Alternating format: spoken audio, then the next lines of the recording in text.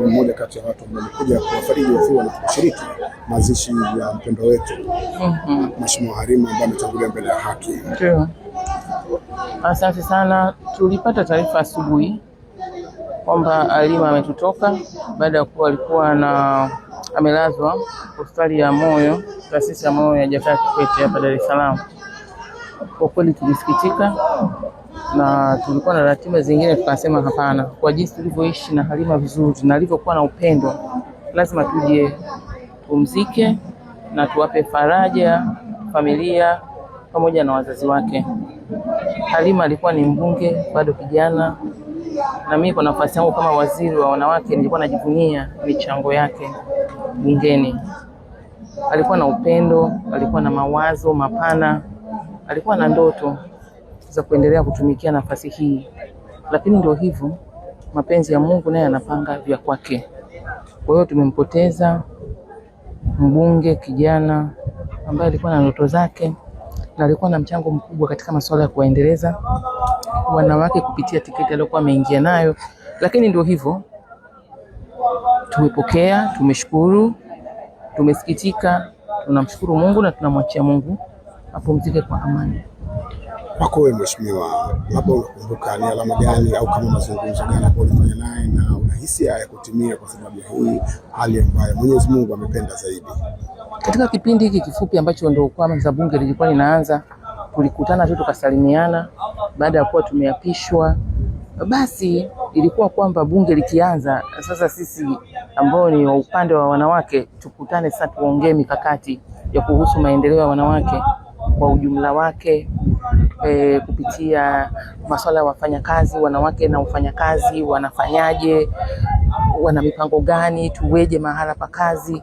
Lakini ndio hivyo, haikutokea. Tulikuwa tunajiandaa kwamba bunge lingeanza wiki ijayo, mwisho wa mwezi huu tungekuwa na mengi, lakini haikuwa hivyo. Akaugua na ametutoka.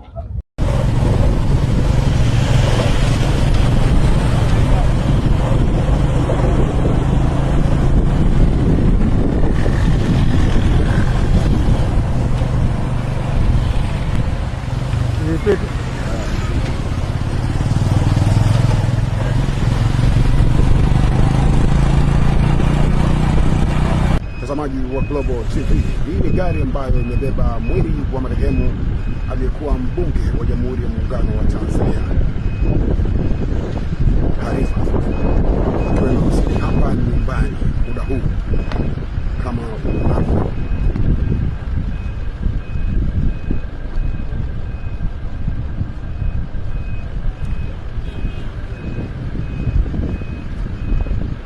Mimi ni Gabi Mtanzania wa Global TV.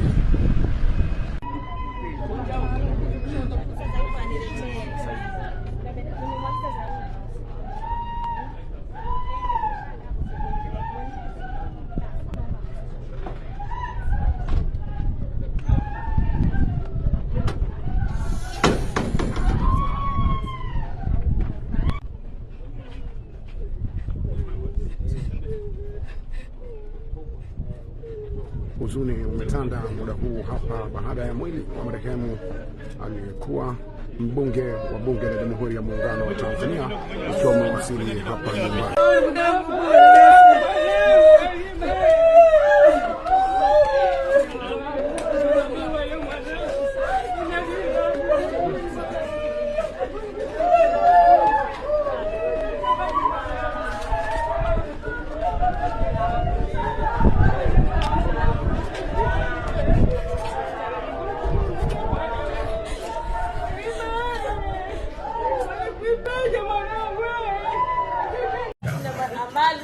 Akina mama kule wanaswalia swala hii ya jeneza.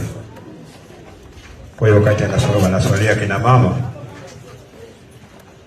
na sisi hapa twende na wakati.